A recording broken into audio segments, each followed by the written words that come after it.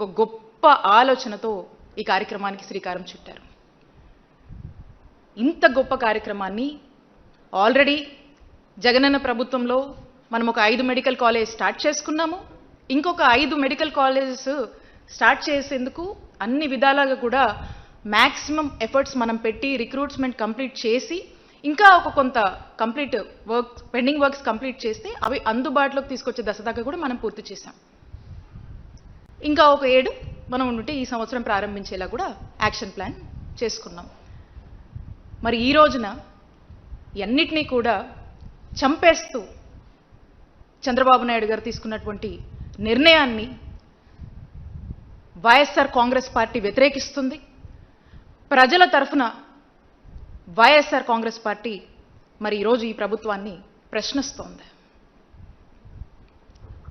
ఉదాహరణకి మనం చూసినట్టయితే మనము ఒక గవర్నమెంట్ మెడికల్ కాలేజ్లో మనకు అఫిలియేట్ అయినటువంటి బోధన హాస్పిటల్ ఏదైతే ఉంటుందో ఆ గవర్నమెంట్ బోధన హాస్పిటల్కి ఒక రోగి ఒక పేదవాడు ఆ హాస్పిటల్కి వస్తే అక్కడ మన జగనన్న హయాంలో చూస్తే అక్కడ ఆ రోగికి వచ్చినటువంటి ఆ పేదవాడికి ఓపీ ఫ్రీ, ఆ తర్వాత డాక్టర్ కన్సల్టేషన్ ఉంటుంది అది ఫ్రీ. ఆ డాక్టర్ కన్సల్టేషన్ తర్వాత ఆ రోగికి ఏదైనా మందులు రాస్తే ఆ మందులు ఫ్రీ.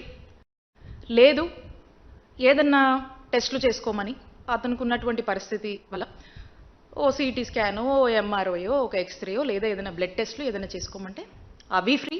ఆ టెస్టుల తర్వాత ఆ రిపోర్ట్ తీసుకొని మళ్ళీ రీకన్సల్టేషన్కి వెళ్తే ఆ రీకన్సల్టేషన్ ఫ్రీ. లేదు మందులు వేసుకుంటే సరిపోతుంది, లేదంటే ఏదైనా సర్జరీ చేయాలో లేదా ఆపరేషన్ చేయాలో ఏదైనా థెరపీ చేయాలో ఏదైనా చెప్పినా ప్రతి అక్కడున్నటువంటి ఏ ట్రీట్మెంట్ ఆ డాక్టర్ సజెస్ట్ చేసినా కూడా అది ఫ్రీయే. అక్కడ ఆ పేదవాడికి ₹1 కూడా తన సొంత ఖర్చు లేదు, తన మీద ఏ భారం పడట్లేదు. ప్రభుత్వంగా జగనన్న తీసుకున్నటువంటి బాధ్యత. ఈ రోజున చంద్రబాబు నాయుడు గారి నాయకత్వంలోని కూటమి ప్రభుత్వం వచ్చాక ఇవన్నీ మీరు అమ్మకానికి పెట్టి ఈ రోజున పరిస్థితి ఏంటి? ఈ రోజున ఈ విధంగా ప్రైవేటైజేషన్ పద్ధతిలో పోతే ఒక పేదవాడు ఒక రోగి హాస్పిటల్కి వస్తే ఆ ఓపీకి డబ్బులు కట్టాలి, ఆ కన్సల్టేషన్కి డబ్బులు కట్టాలి. ఆ కన్సల్టేషన్ అయిపోయిన తర్వాత డాక్టర్ ఏదైనా మందులు చెప్తే ఆ మందులు డబ్బులు పెట్టి కొనుక్కోవాలి. లేదు ఇదే సిటీ ఎంఆర్ఐ స్కాను లేదా ఎక్స్రే లేకపోతే ఇంకో ఏదన్నా బ్లడ్ టెస్ట్లు రాశారంటే వాటికి డబ్బులు ఖర్చు పెట్టుకోవాలి. ఆ తర్వాత ఆ టెస్టులు రిపోర్ట్లు వచ్చాక మళ్ళీ రీకన్సల్ట్ డాక్టర్ని అయితే ఆ మందులతో తగ్గిపోతుందని చెప్పినా లేదా సర్జరీ చేయాలన్నా ఇంకో ఆపరేషన్ చేయాలన్నా ఇంకో థెరపీ చేయాలన్నా ఇంకోటి చెప్పినా వాటికి డబ్బులు ఖర్చు పెట్టాలి.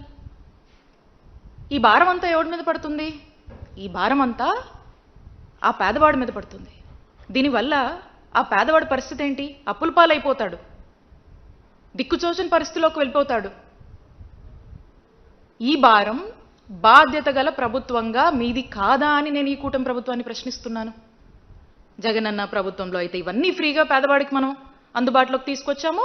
ఈరోజు ప్రైవేటైజేషన్ పేరుతో కూటమి ప్రభుత్వం ఇవన్నీ కూడా పేదవాడి దగ్గర నుంచి డబ్బులు వసూలు చేసి ఈ విధంగా బిజినెస్ చేసుకుంటూ ఈ విధంగా సొమ్ము చేసుకుంటూ పేదవాడిని గాలికి వదిలేసినటువంటి పరిస్థితులు ఈరోజు ఈ ప్రైవేటైజేషన్ పద్ధతిలో నెలకొంటున్నాయి. ఇది ఇంకా పెరిగిపోతుంది. ఇది ప్రైవేటైజేషన్కి ప్రభుత్వంలో మనం కొనసాగిస్తే ఉండేటువంటి తేడా. ఇది మా జగనన్న హయానికి మీ ప్రైవేటైజేషన్ పద్ధతిలో మీరు నడిపించాలనుకుంటున్నటువంటి విధానానికి ఉండేటువంటి తేడా అని చెప్పి మీకు స్పష్టం చేస్తా ఉన్నాను. ఇదే కాదు, మీరు చూస్తే ఒక గొప్ప ఆశయంతో ఒక గొప్ప సంకల్పంతో దేశ చరిత్రలో ఏ ముఖ్యమంత్రి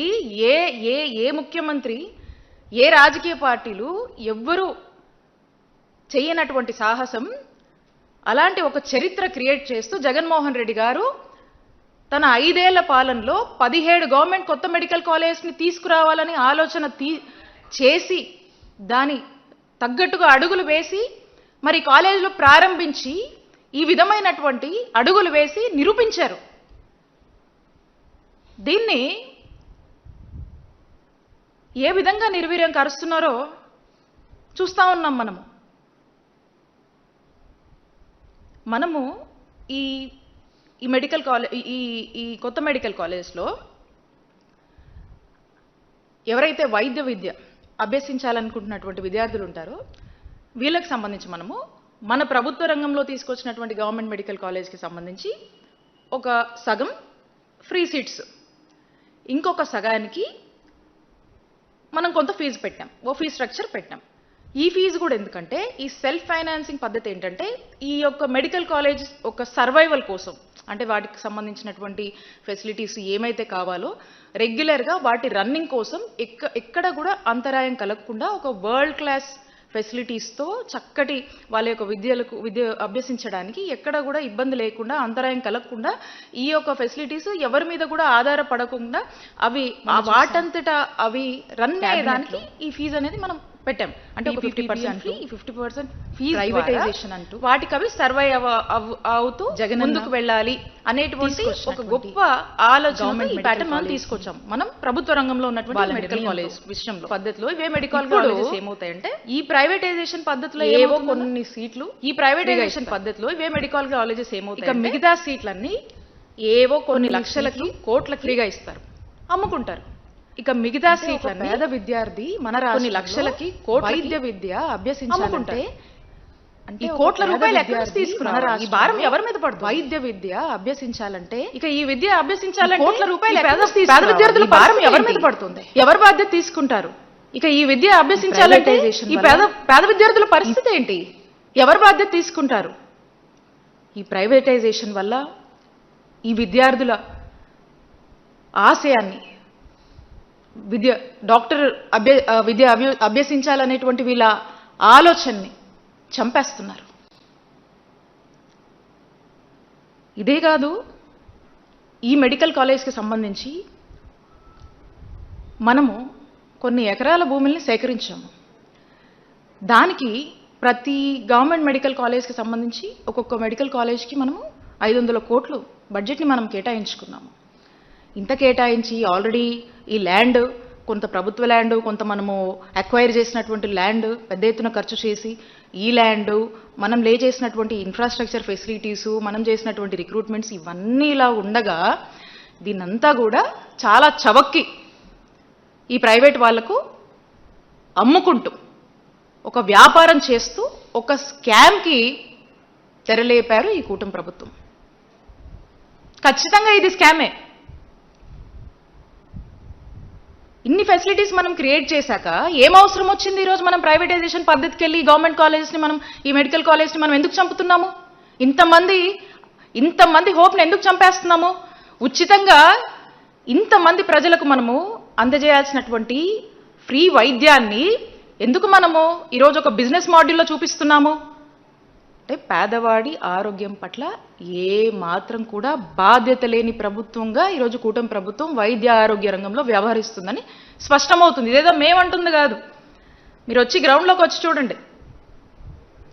ఈ రాష్ట్ర ప్రజల్లోకి మీరు వచ్చి చూడండి, ఈ రాష్ట్ర ప్రజలు చెప్తారు మీకు. ఈ విధంగా వెళ్తా ఉన్నారు. ఖచ్చితంగా మేము చెప్తా ఉన్నాం, ప్రజల పక్షాన వైఎస్ఆర్ కాంగ్రెస్ పార్టీ డిమాండ్ చేస్తూ ఉంది. మేము ఈ ప్రైవేటైజేషన్ పద్ధతిని వైఎస్ఆర్ కాంగ్రెస్ పార్టీ వ్యతిరేకిస్తుంది. నిన్న మా నాయకుడు జగన్మోహన్ రెడ్డి గారు స్పష్టంగా వారి యొక్క స్టాండ్ని తెలియజేశారు. వారు అడిగిన ప్రశ్నలకి ఎవరు కూడా సమాధానం చెప్పట్లా. ఎవరో ఒకరు సమాధానం చెప్పండి. ఎవరు సమాధానం చెప్పట్లా. ఖచ్చితంగా మేము చెప్తా ఉన్నాము, మా నాయకుడు చెప్పారు, వైఎస్ఆర్ కాంగ్రెస్ పార్టీ మా స్టాండ్ ఇదే.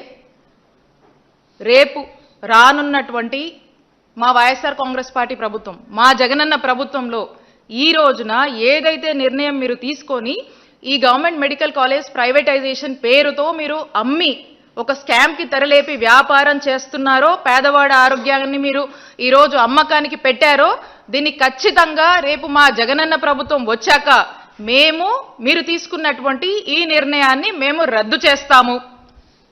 దీన్ని రద్దు చేస్తాము.